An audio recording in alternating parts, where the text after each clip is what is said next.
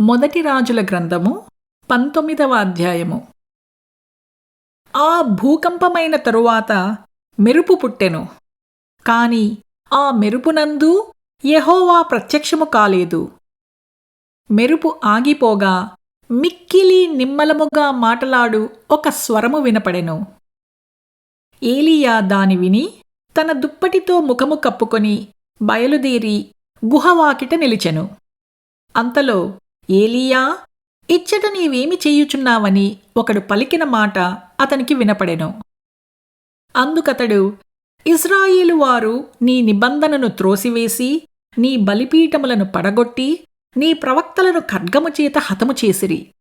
సైన్యములకు అధిపతియు దేవుడును అగు యెహోవా కొరకు మహారోషము కలవాడనై నేను ఒకడను మాత్రమే మిగిలియుండగా వారు నా ప్రాణము తీసివేయుటకై చూచుచున్నారని చెప్పెను.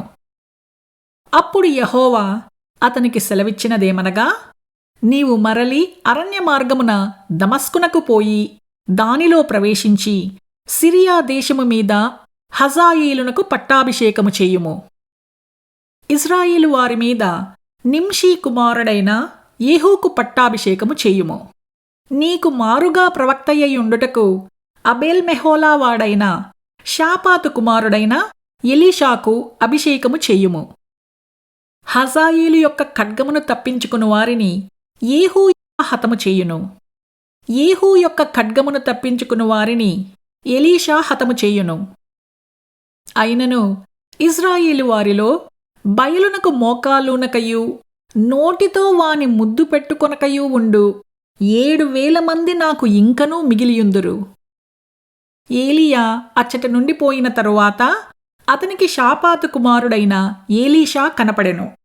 అతడు తన ముందరనున్న 12 అరకల ఎడ్లచేత దుక్కి దున్నించుచు 12వ అరక తాను తోలుచుండెను.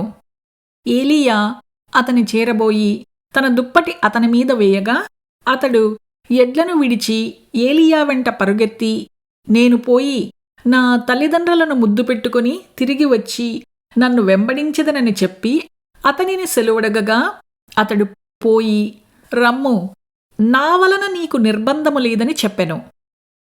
అందుకతడు అతనిని విడిచి వెళ్ళి కాడి ఎడ్లను తీసి వధించి వాటి మాంసమును గొర్తి నొగల చేత వంట చేసి జనులకు వడ్డించెను. వారు భోజనము చేసిన తరువాత అతడు లేచి ఏలీయా వెంబడి వెళ్ళి అతనికి ఉపచారము చేయుచుండెను.